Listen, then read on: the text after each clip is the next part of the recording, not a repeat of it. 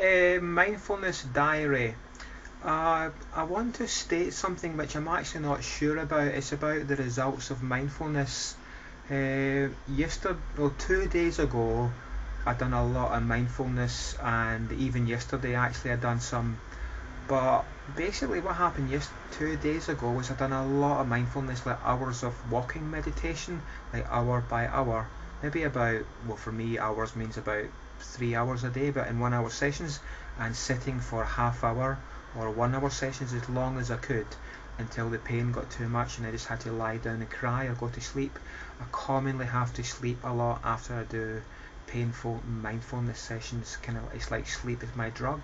I just need to recover and send myself love. But so 2 days ago, uh, lots of stuff happened. But the main thing I want to say is that today I was cleaning my fish tank, and I had I'll show you my fish tank. Look, here it is. Here's my fish. Don't know if you can see the fish that it is. Oh, yeah, he's coming from. Look, he feeds from my. They commonly anyway, but I had a panic attack. I lost control, and I've been having panic attacks for years.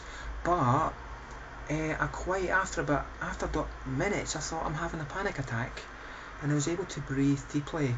And even today it's about 1 o'clock in the afternoon. I've been active all morning, and I've just had this increased awareness of what I'm doing, and it feels radical. The only way I can describe it is like, like driving your car and you've just had it put in for a servicing, and you notice the engine's more responsive. Well, that's what it feels like with me today.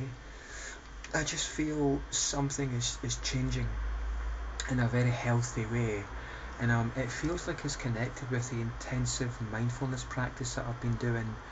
One thing I thought yesterday and the day before is the pain that I feel when I do mindfulness.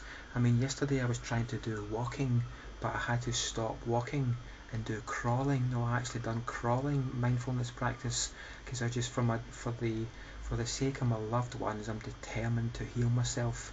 It's almost like I'm doing it for me, but I'm doing it for my loved ones as well. But I did have the thought, I thought, wow, it'd be quite difficult for a lot of people to do this level, this intensity of mindfulness practice. And to do this kind of stuff, a lot of people would just need someone to walk with them, or to crawl with them, or to sit with them and just say, it's okay, stick with it, you're doing really well. But to be blunt, because I've been doing it for years, I've got the capacity to do this level of training myself. But the results today seem very encouraging, and it might be too soon to say that, yeah, definitely this is a significant change which will last forever, or whether it's a short-term change. But my experience of growth and how I manifest growth within my own life is that my intuition is that this will be a long-term improvement. It's not a short-term thing, it is a long-term thing. And given that I've been doing much more intensive mindfulness practice than I've been doing for a long time, then it seems to be highly coincidental that these improvements are happening immediately after I am doing intensive in mindfulness practice. One of the reasons that I'm doing this practice, lots of reasons, but just recently the mother of my daughter says to me, you have to face your demons. And I know for the sake of my loved ones I have to do that, so I'm motivated by compassion, but it's very painful.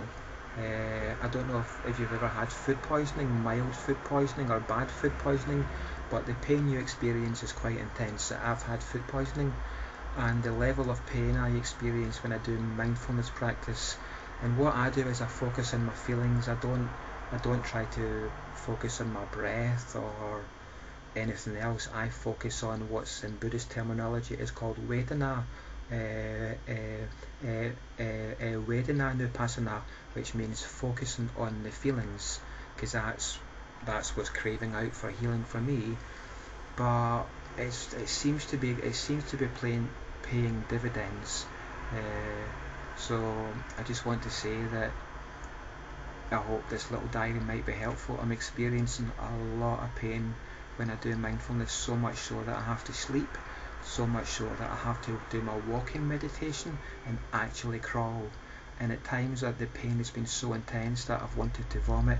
It's as if someone's punched me here, or just right in the solar plexus right there. The pain I experienced is so intense, but I'm determined to stick with it, and the results seem to be very encouraging. And yeah, I could say a lot more. Oh yeah, actually, what's been 2 or 3 days ago, I felt love from the mother of my daughter and my daughter, and in common with people who were traumatized, abused in childhood, and didn't experience much love. I haven't done a lot of research on this subject, but I've done some research, and it seems that people from my background, when we experience love, it sends us into a depression. It's a bit like giving someone good medicine and it makes them ill, but in the long term it heals them. Well, love for me, compassion for me is like that. When I experience it, it sends me into a deep depression, and I'm sure it's connected with experiencing what I feel I haven't had, and somehow in a perverse healing way.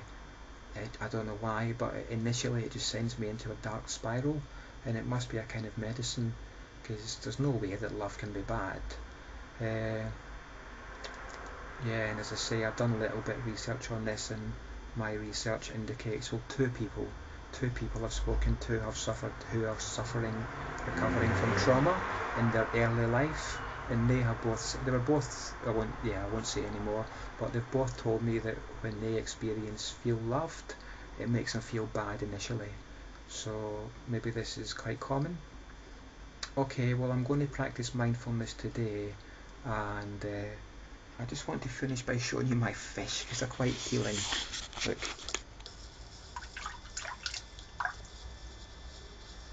Oh, they're not coming.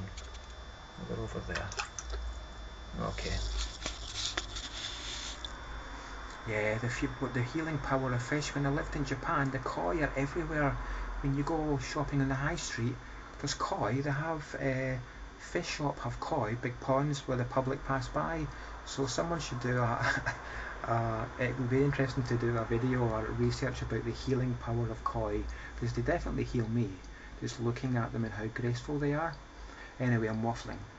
Take care. Bye.